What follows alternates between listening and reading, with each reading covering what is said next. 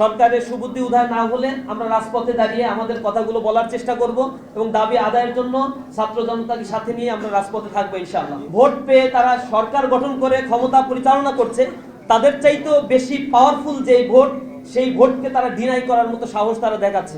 রায় নিয়ে গঠিত হবে, কিন্তু ইলেকশন ইঞ্জিনিয়ারিং এর মধ্য দিয়ে বিভিন্ন জায়গায় পেশি শক্তি খাটিয়ে এবং তারা নানাভাবে প্রশাসনকে প্রভাবিত করে তারা ইলেকশন ইঞ্জিনিয়ারিং করে ক্ষমতায় এসেছে ব্রুট মেজরিটি নিয়ে।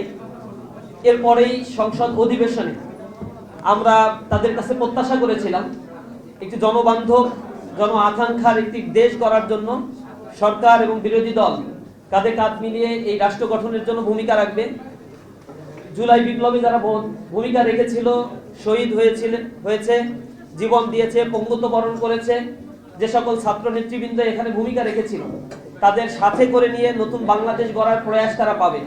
কারণ তাদের রাজনৈতিক অধিকার দীর্ঘ সময় ধরে বঞ্চিত ছিল। তাদের প্রধান নেতা দেশের বাইরে দেশান্তরিত অবস্থায় ছিল।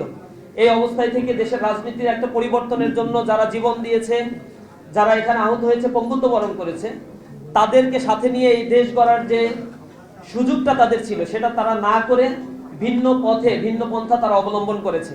এবং তাদের মধ্যে যে অহংবোধ, সংসদে দাঁড়িয়ে স্বরাষ্ট্রমন্ত্রীর বক্তব্যের ক্ষেত্রে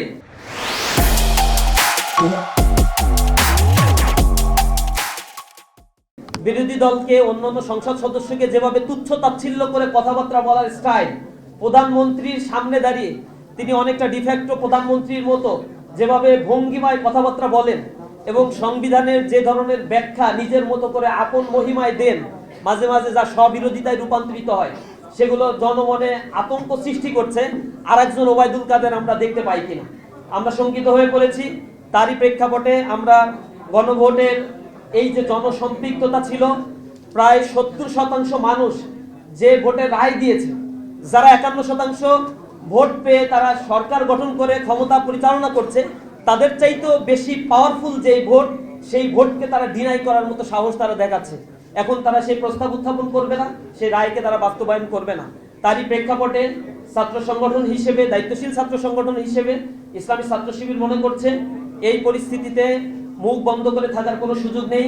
আমরা আমাদের কথাগুলো বলবো, আমাদের দাবিগুলো উত্থাপন করছি।